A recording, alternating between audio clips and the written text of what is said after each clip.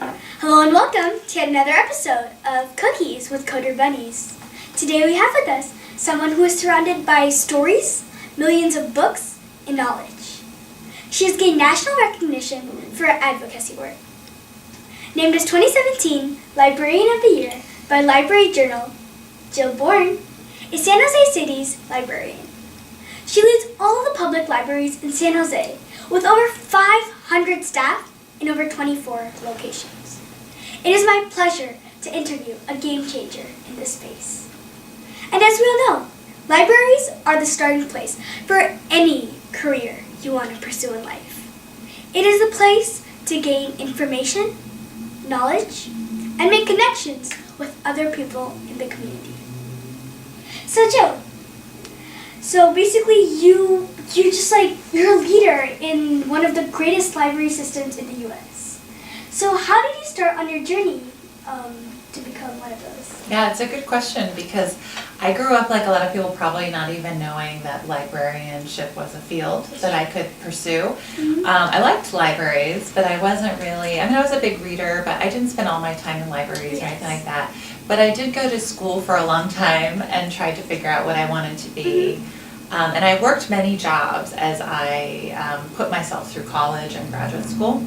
And then one of those jobs was at a library. And I immediately felt this connection, this, they talk about the connection, your vocation with your avocation. And I felt like I knew this was an area where I could thrive. It allows a lot of creativity to meet the knowledge needs of your community. I started as a children's librarian. Oh, that's really great. I started working at a children's library before I became a librarian, and then I loved working with children. So I went to library school, became a children's librarian, and then from that experience, actually ended up in communities. I was originally in Seattle. Oh, wow. In a community that had no library. They had a trailer full of books, and the community wanted to advocate for a library. And so I ended up learning about construction, about community organizing, about working with partners, about housing projects, because it was actually in the middle of a housing project.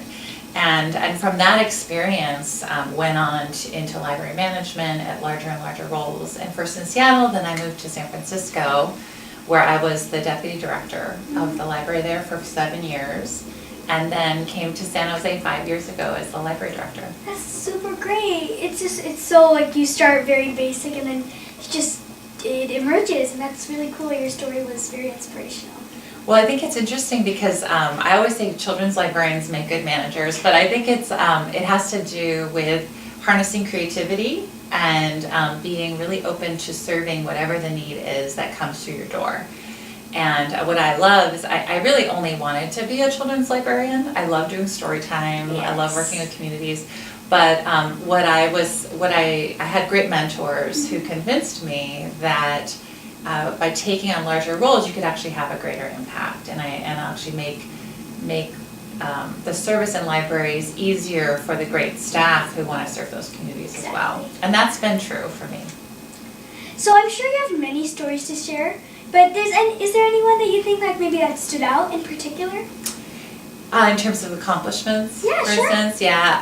It is interesting. I thought about this question, and what I love about being a librarian is there's everything from tiny little moments, like the first time a child learns to read in front of you, or someone gets their high school diploma through one of your programs. But the largest accomplishment we've had in San Jose has been the expansion of our library service hours in all of our branches. So when I came here 5 years ago, the branch libraries, all 23 of them, were only open 4 days per week. And so we made it our mission took about 2 years. We passed a funding measure, we did an audit, we changed our service model, and we added about 40% hours in 1 year. And we hired 100 new staff within 3 months. And now all of our branches are open 6 days a week. That's awesome. Yeah, wow. So did you start this project to make it 6 days a week from 4 days a week? Yeah, absolutely. It was my biggest mission when I got here, was to get the libraries open. So we put a funding measure on the ballot. We did all the work you have to do to get that vote. 81% of San Jose voters voted for it. So that shows you how much the library is loved by our community, which is wonderful. It's really cool. And it was, what was great about it was that our entire staff, over 500 folks, were all unified around the same goal. And that's a wonderful thing to have. It And is. everybody knew we wanted to be open. There was a small chance that we would only be open 5 days because of the funding commitment Yes. required. And so we pushed really hard for 6 days. We had this thing where we would say hashtag 6 days whenever we saw any kind of elected officials or or the mayor, you know, we would say hashtag 6 days. It's because we wanted to make it clear that we could do 6 6 days. and it's every weekday after school for kids and every Saturday. That's just simply awesome. Yeah. So the world is changing now with STEM, coding, and now artificial intelligence. So, and then you're like the leader of all the San Jose libraries. So how have you been able to keep up with the change? Yeah, that's a great question. It's interesting because I think around that same 5-year span, we actually started with our first Maker Fair Oh, here like- at the King Library. So, oh wow. Yeah, so we took our largest meeting room and turned it into a Maker Fair with different partners, and it was an experiment to see like what would people come to that, how would that work, and we even had the tech shop brought in large scale, sort of crazy equipment, not just 3D printers, but big saws and things like that. Yeah, from all that to small projects like people doing leather working and things like that. And we got a huge crowd. There was so much interest, and that was about 4 years ago. From that, we did our first mobile makerspace through a grant from the Knight Foundation, where we went out with a partner through communities and brought smaller maker equipment to different community areas, and really engaged folks for a several-month period and sort of learned what works and what doesn't. And then we opened our first makerspace here at the Teen Center Oh, so at there's this MLK. makerspace here? There is. Oh wow, that's You really could use cool. it. At our Teenage Q, and that offers everything from sewing machines to laser cutters and beyond. Yeah. And then our biggest effort all this time, we were developing our mobile maker bus. So we actually have a makerspace ship, it's called. And it's like a bookmobile that's actually a maker lab inside. And that goes up to schools and after-school programs, even senior centers. It teaches folks about how to use the equipment, how to feel more comfortable, how to learn about making from preschool kids all the way to your grandparents. So those are some areas that we've noticed that the demand for those things keeps growing. So we are working on developing an adult makerspace here at the King Library. We also have 3D printers that circulate through the branches, and possibly creating some mini tech centers in our branches as well. That's like, so you have been able to keep up with the changes.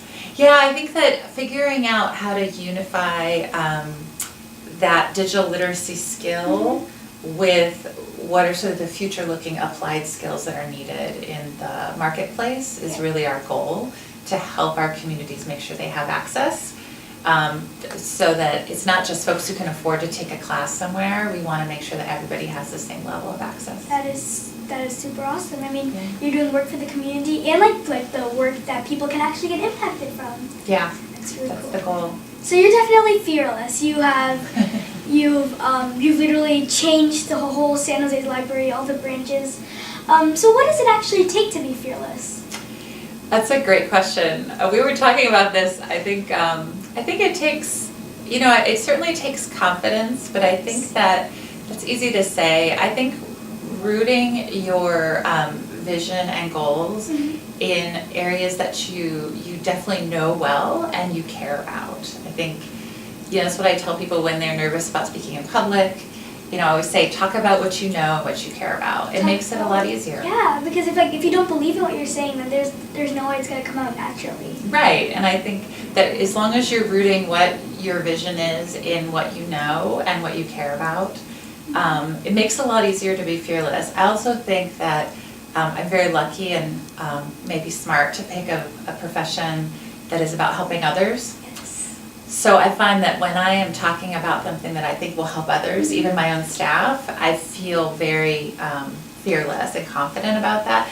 It's a little different when you're trying to do something for yourself. I feel I'm not as good at that. But when I feel like I'm making a case to help somebody get a job or learn to read or graduate from high school. Like, those are things that are so important to our community that there's just no place for me to be afraid or nervous about my message with those. Yes, because you believe in what you're doing. Yeah, and it's so important Yeah. to believe it.